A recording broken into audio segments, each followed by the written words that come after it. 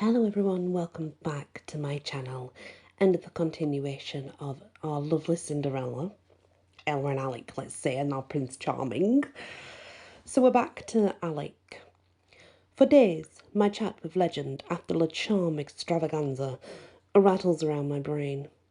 Is the Le Charme Jewelers going bankrupt? If that's true, it could mean trouble for our dwarfs. They've mined our jewels for centuries, and considering where they work, it's not like I can text to see if they're doing all right. And if my parents know I'm visiting them, then Legend and Diamond will definitely want to come along. I can't let that happen. Well, not if I want the honest truth.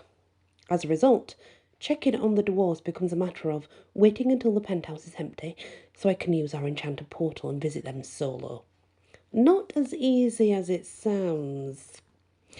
If Diamond is out of the penthouse, then Legend is here, and vice versa, long story short. It's taken a few weeks, but at last, the penthouse is empty. And I'm off to visit the dwarfs, finally. I step into the library. It's a 2-story tall room, lined with shelves of leather-bound books. The place is also packed with leather couches, candelabras and Persian rugs. A large chair sits in one corner. It's a simple thing, almost laughable in the ornate room. It's by far the most powerful object in the entire penthouse. After sitting on that chair, I pull out a small red gem from my pocket. Gripping the stone in my hand, I reach out to the gem with my mind. Ready? The stone replies in a sultry female voice that only I can hear. Always. What do you want? Take me to the dwarves. Anything for you? The stone glows red in my fist. Crimson mist appears on the floor surrounding the chair. An electric charge of power fills the air. The chair transforms. A series of red circles surround the chair. The round shape spins faster and faster, creating a sphere of power around the chair itself. Both chair and orb hurtle through the earth. It takes a few minutes, but the chair eventually stops.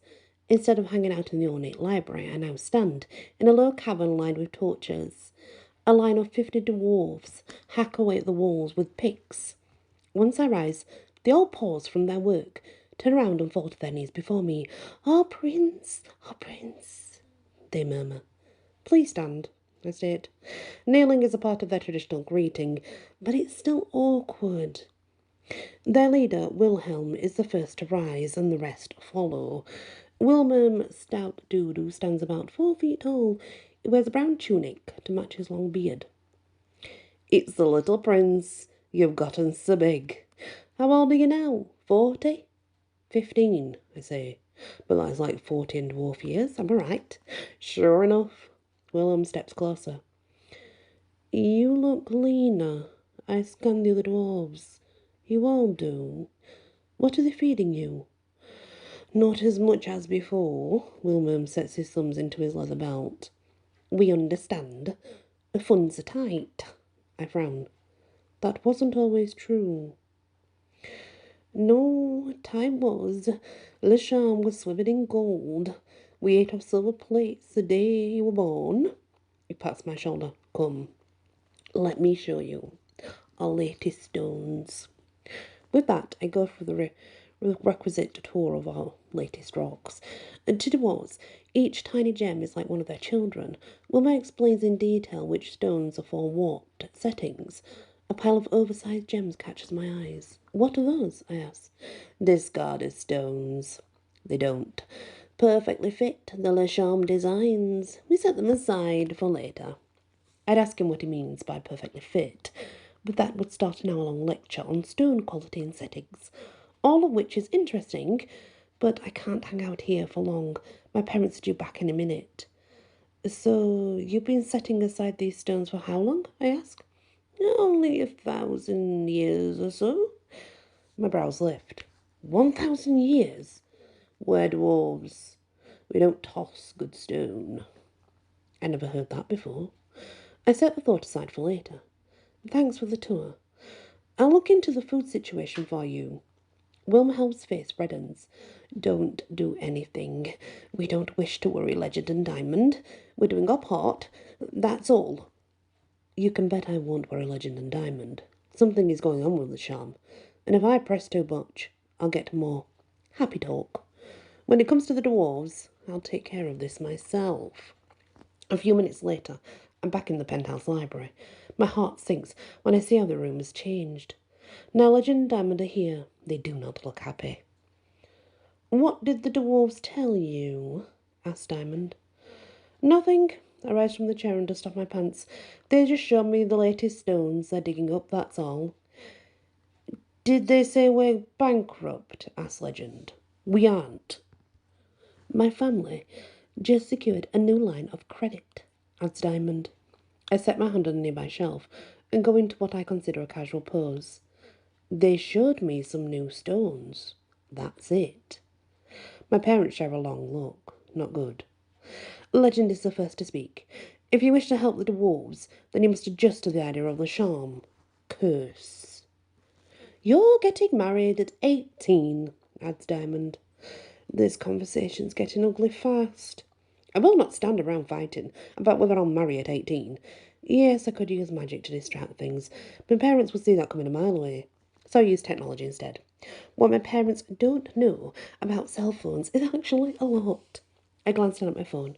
Knox is on his way. He plans to let himself into the penthouse to play video games. I better go. My parents won't keep me here. If Knox is around, he has werewolf hearing. Here's the thing, says Diamond. We don't have funds to lavish extras on the dwarfs. They aren't entirely necessary. It's not like we're selling out of jewels. Of course, our current inventory is still incredibly popular, asked Legend. Yes, and we're doing very well, states Diamond, as a company. Surprise pickles across my skin. These are my parents, talking in tandem and rifling off each other's sentences. It's a little upsetting. A lot upsetting, actually. Mostly because I know what's coming next. Legend grins. All that we're saying is this. Keep an open mind about the curse. And that would be what I was expecting. And that is the next part of the wonderful Prince Charming, not so Prince Charming, let's say.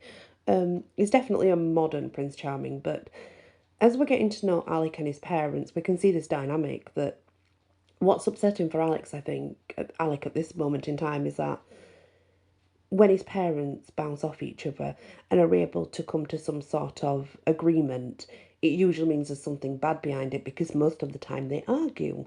Remember, Alec's parents are not in love with each other, they're just in love with Lasham, which is very sad for Alec as well. And that's why he's adamant he's not marrying just some random person at 18. He doesn't want to be like them. He wants to be able to change things for his future. And I'm sure we can all appreciate that. You know, we all feel the same way when we're younger. Yeah, so it's interesting. Very interesting. I wonder if they are going bankrupt, though.